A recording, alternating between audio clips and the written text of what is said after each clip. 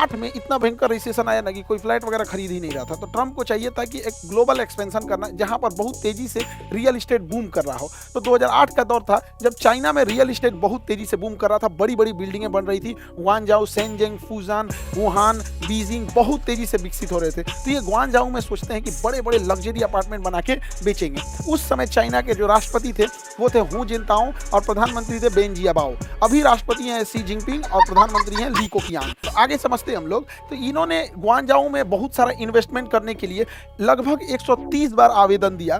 कोई ना कोई बहाना ढूंढकर 130 बार ट्रंप के आवेदन को एक्सेप्ट रिजेक्ट कर दिया गया। इस बात को लग गया ट्रंप को खराब, और ट्रंप उसके बाद इलेक्शन में लड़ा, और जब इलेक्शन जीता तभी से ये चाइना के खिलाफ है। कभी बोलता है कि कोरोना वायरस चाइना की देन है, कभी कहता है WTO में WHO में चाइना रिश्वत दे देता है। तो हमेशा ये चाइना पे कुछ ना कुछ बोलते रहता है, ट्रेड वार कर देंगे, बर्बाद कर देंगे चाइना को, एकदम ननद भौजाई ऐसा लड़ते रहता है ये ट्रंप।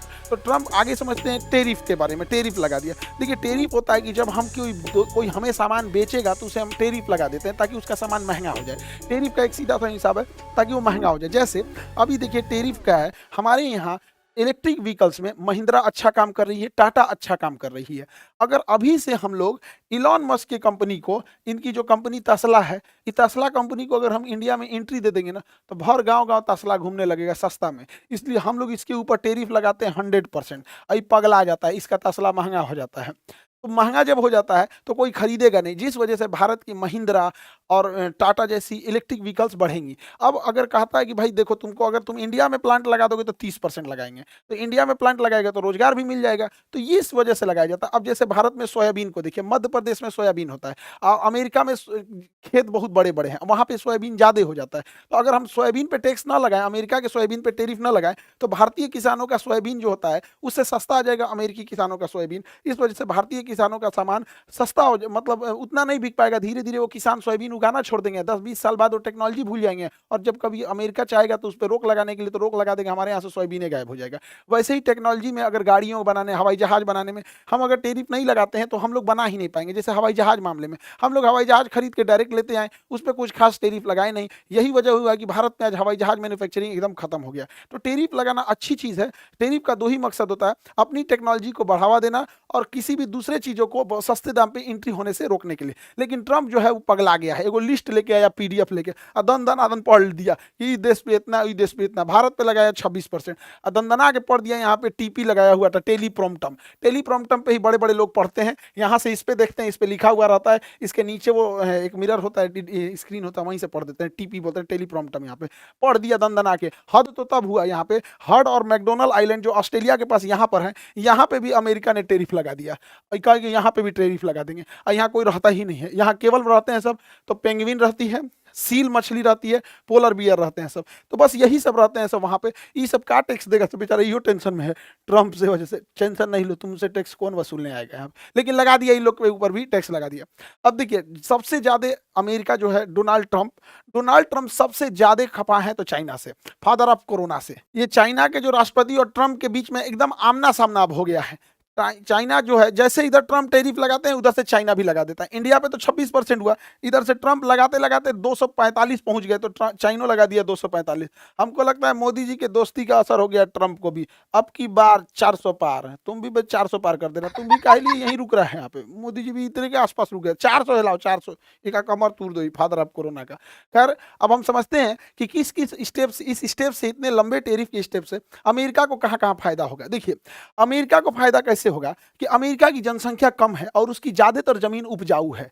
ज्यादातर जमीन उपजाऊ होने की वजह से जो अमेरिका है ये मक्का का उत्पादन, सोयाबीन का उत्पादन बहुत ज्यादा कर देता है और ये दूसरे देश को बेच देता है। वही चाइना की अधिकांश जमीन जो है बंजर है, पथरीली है, रेगिस्तान है, पर्वत पठार है, तो वो ज्यादा ना मक्का उगा पाता है ना ही सोयाबीन उगा पाता है। लेकिन यही मक्का और सोयाबीन को हम लोग दाना बना के सुअर को देते हैं। और चाइना में सबसे ज्यादा अगर किसी चीज का मीट खाया जाता है तो पोर्क यानी सुअर का मीट खाया जाता है। चाइना में 40 करोड़ सुअर रहते हैं सब, और इन्हीं सुअरों को मार के वो चाइना वाले खाते हैं सब। उनका यही, जैसे इंडिया में अगर नॉनवेज की बात करें सबसे ज्यादा चिकन चलता है, कहीं से भी इजीली जगह पे, होटल वगैरह ढाबा पे कहीं मिल जाता है, वहीं वहाँ सुअर मिल जाता है। अब जो सुअर है उसको 5 करोड़ टन सोयाबीन चाहिए हर साल अमेरिका से, और 10 करोड़ टन मक्का चाहिए। अब अगर चाइना इंपोर्ट ड्यूटी लगा देता है, अमेरिका का देखा देखी, तुम हमसे 250% टैक्स लोगे तो हम भी तुम्हारे पे 250% टैक्स लेंगे, कोई बात नहीं, ले टैक्स लेते, ले टैक्स। जब तुम्हारे पास 5 करोड़ टन जब सोयाबीन आएगा, टैक्स लगा के अपने सामान महंगा कर देगा। 10 करोड़ टन मक्का आएगा तो चाइना अपने महंगा कर देगा। तो ये यहाँ पे गड़बड़ी हो जाती है। दूसरा, अमेरिका के पास एक ऐसी नब्ज है जिसे एनमीडिया कंपनी है। यह एनमीडिया कंपनी एक चिप बनाती है, H20 चिप। ये एनमीडिया कंपनी जो है, ये जो चिप बनाती है, यही चिप का यूज होता है आर्टिफिशियल इंटेलिजेंस में, और इसे केवल और केवल एनमीडिया कंपनी बनाती है। तो चाइना का जो आर्टिफिशियल इंटेलिजेंस है, एआई है, जो उसका डीप सीक है, ये सब धारा का धारा रह जाएगा। तो अमेरिका इस पर प्रतिबंध लगा दिया है, जिससे कि चाइना को थोड़ी सी दिक्कत आएगी। लेकिन चाइना ने क्या किया है, इस ट्रेड वार को बड़े अच्छे से सोशल मीडिया का यूज करके अपने फेवर में लिया है। जितने भी अमेरिका के लग्जरी ब्रांड थे जो बिना मतलब बेवकूफ बनाते थे, पराडा, गुची, डियोर, ये सब जितने भी बड़े बड़े, बर्बरी, लुई विटॉन्स, ये कंपनियां जो है पर्स बनाते थे, कोई लग्जरी कपड़ा बनाते थे। अभी को पर्स बनेले है यहाँ पे, वो पर्स कितना का बेच रहा है, 3.5 लाख का पर्स, 3-3.5 लाख का पर्स है। और जबकि ये चाइना में बनता है, और चाइना में बन के बस इसके ऊपर जब इटली या फ्रांस का मोहर लग जाता है, और उस चाइना का कहना है कि भैया हम इसको 15-20 हज़ार में बना देंगे, इसी के ऊपर लेबल लगा के 2.5-3 लाख में क्यों खरीदोगे, डायरेक्ट हमसे खरीदो। और इन्होंने हर चीज को दिखा दिया कि कैसे कैसे है, डियोर का पर्स वगैरह। इससे क्या हुआ, फायदा क्या हुआ चाइना को, चाइना का टिकटॉक अभी भी अमेरिका में बैन नहीं है। याद करिए 2020 जब भारत में भी टिकटॉक था, ये जो शॉर्ट वीडियो घसा जो ऑनलाइन आप लोग ऑर्केस्ट्रा देखते हैं, इसे नचनियन सबको धनाधन घसका के, वो टिकटॉक ने ही सबसे पहले चालू किया था।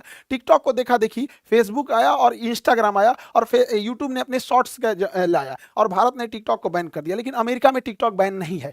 इसी वजह से चाइनीज जो मैन्युफैक्चरर्स हैं सब, वो सब उस टिकटॉक पे वीडियो बना के दिखा रहे हैं सो कि देखो यहीं पे ये तुम्हारी 3 लाख का बैग है जो हमारे यहाँ 10,000 में बन रहा है, तुम्हारे यहाँ 50,000 का जूता है हमारे यहाँ 4,000 में बन रहा है। तो यही सब चीजें कर रहे हैं। इसी पे गलती क्या हुआ, चाइना का विरोध करने के लिए व्हाइट हाउस से जो स्पोक पर्सन थी, वो आके कहती है कि चाइनीज प्रोडक्ट का बाइकआउट कीजिए, जबकि ये चाइनीज कपड़ा पहनी हुई थी। तो चाइनीज सब इसको भी दिखा दिया था कि देखो ये सब हमारे ही यहाँ से बना हुआ है।